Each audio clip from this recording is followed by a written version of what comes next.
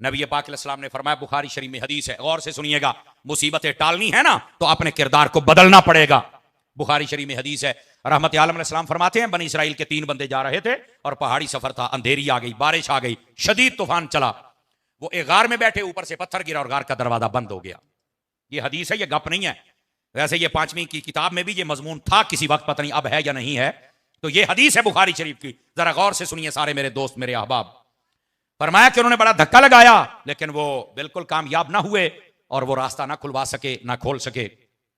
अब तीनों सोच विचार में पड़ गए कि रास्ता एक ही और वो मौत है, इसके अलावा कोई रास्ता नहीं। एक के दिल में ये ख्याल आ गया कि यार आज हमें ना किसी नेकी का वसीला देना चाहिए, हो सकता है अल्लाह ये मुसीबत टाल दे। बुखारी शरीफ है, जरा गौर से सुनिए।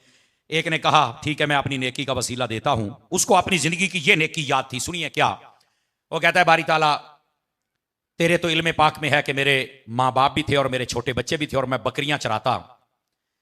जब मैं वापस आता था तो मैंने कभी अपने बच्चों को दूध पहले नहीं पिलाया था, मैं पहले अपने माँ बाप को पिलाता था।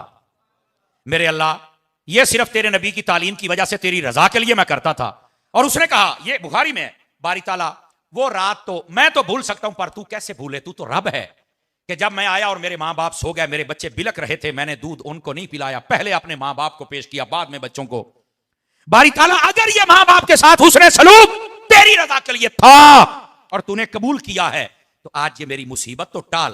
फरमाया, ये कहने की देर थी, पत्थर को झटका लगा और बाहर से रोशनी की लकीर आना शुरू हो गई। उनको समझ आ गई कि नेकी कबूल हो गई, ये वसीला। दूसरे से कहा, तू अपनी नेकी याद कर। मेरे सारे दोस्त गौर फरमाए, छोटे बड़े। दूसरे ने कहा, बारी ताला तेरे तो मुबारक इल्म है कि मेरे पास एक मजदूर मजदूरी किया करता था और हफ्ते के उसके सिर्फ 2 किलो चावल बनते थे। कितने किलो भाईजान? 2 किलो। और बारी ताला तेरे तो मुबारक इल्म है कि एक मर्तबा मैंने जब उसको 2 किलो चावल दिए तो उसने मुझे कहा कि मेरी अमानत है तेरे पास, मुझे कोई जरूरी काम है, मैं जा रहा हूं, जब भी वापस आया मैं ले लूंगा, मेरी अमानत को संभाल के रखना, मैं बड़ा गरीब हूं।